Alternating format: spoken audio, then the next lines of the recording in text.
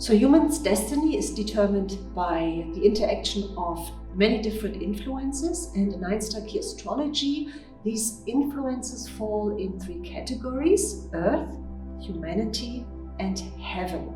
And our human condition and constitution are determined by the interplay of those three. So in this video, let's find out a bit more about them and how they influence our growth. So the influences of Earth are already familiar to most of us through the 12 zodiac signs, and they tend to influence the quality of our body and our appearance. And they are mainly passed through the mother.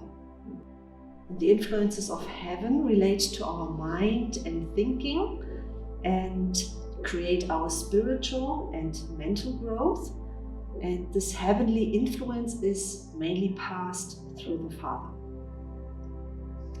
The ancients discovered that between the heavenly order and the earthly order, there is a human order which is a synthesis of the above two. And this third method was then, and still is today, called Star Ki study.